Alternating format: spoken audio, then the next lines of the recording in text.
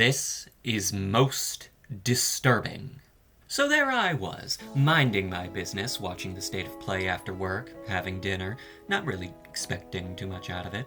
Pragmata funnily exists, Astrobot got an update, Yote. It was okay.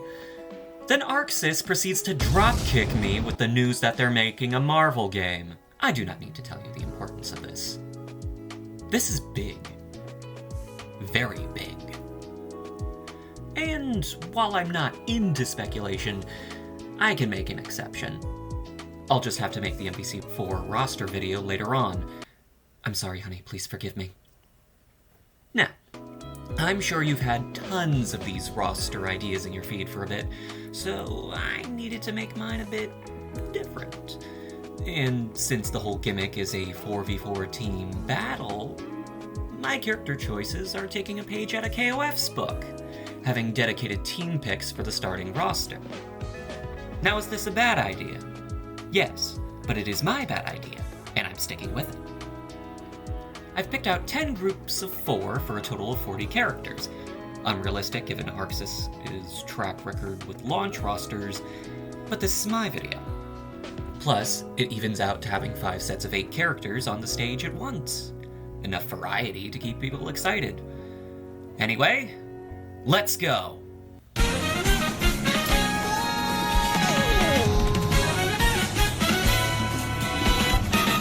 The first big block of characters is the Avengers.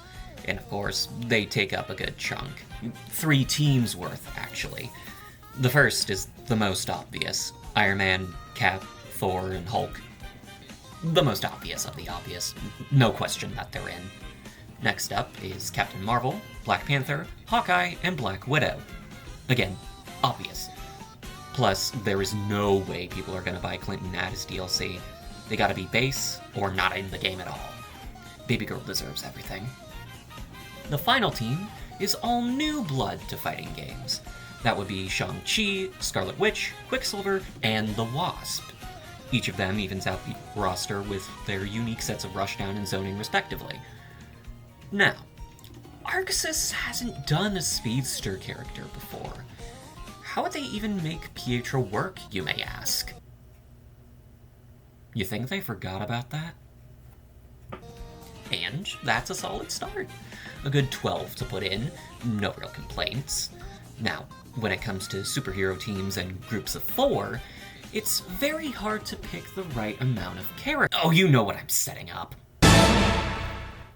Yeah, it makes too much sense. Not to mention, it would be the biggest shot at Capcom if they got Johnny to work since they couldn't for 3. It would be petty. And I love petty. Next!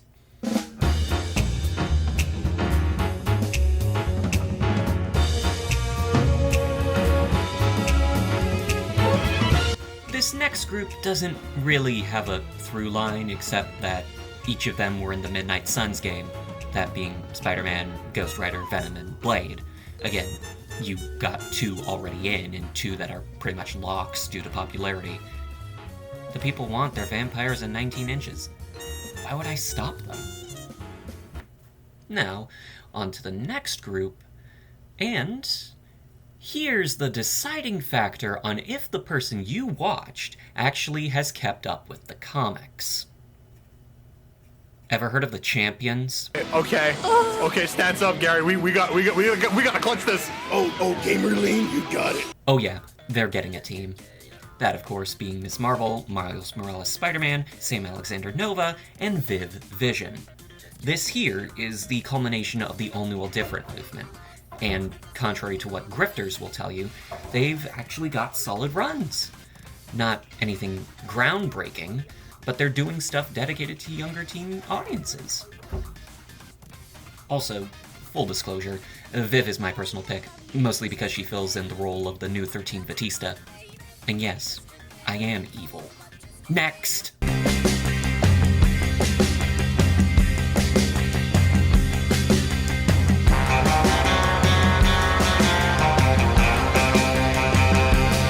In other news, space.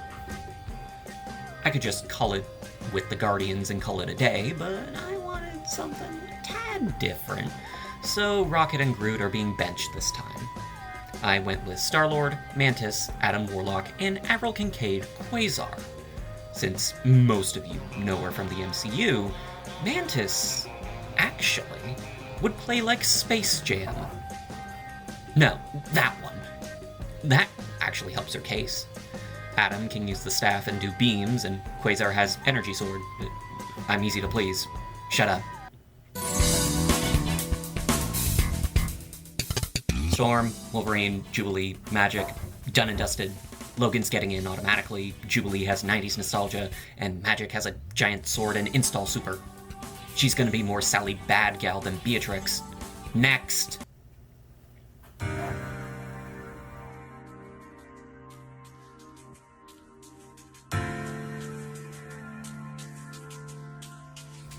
Okay, need some bad guys in here, and you need the obvious in. Doom, Magneto, Doc Ock, and Thanos. Although Mags is in here, he'll be more Magneto the Grey, like he is in Rivals. I just couldn't fit him with the upper row. Otto is the primo spider baddie that would actually be feasible, and Thanos isn't Fortnite. Enough said. And with that, that's 9 sets. So, here's the last row.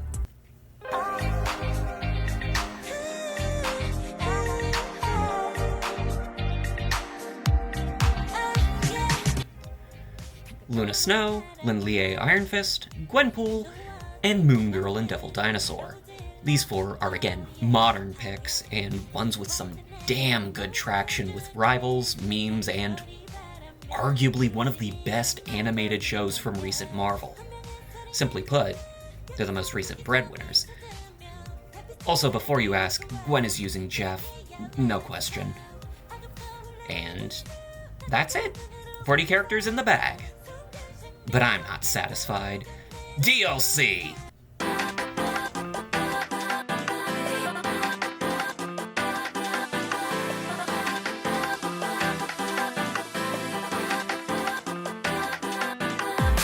Okay, I'll just run through these quick. I got 3 seasons worth. First up is Sam Wilson, Captain America, Elektra Daredevil, Gambit, and Rogue. Matt's in the background, but his wife isn't. Next up is Wiccan, Hulkling, Loki, and Agatha Harkness. Okay, it's Arxis. You think they wouldn't lock the gays behind DLC? Also, we need some more old women in fighting games, and why not the one who's received the best show out of the MCU that was well received? Finally, we will end with Robot Rock, Female Audience, Canonical Strongest, and Moon Man. I believe these will sell well. And that's it. I'm done. Thanks for watching. Do the YouTube things. I'm gonna figure out what else to do. Still editing my second book and working, so not much time, you know? Anyway, it's been fun. See you next time.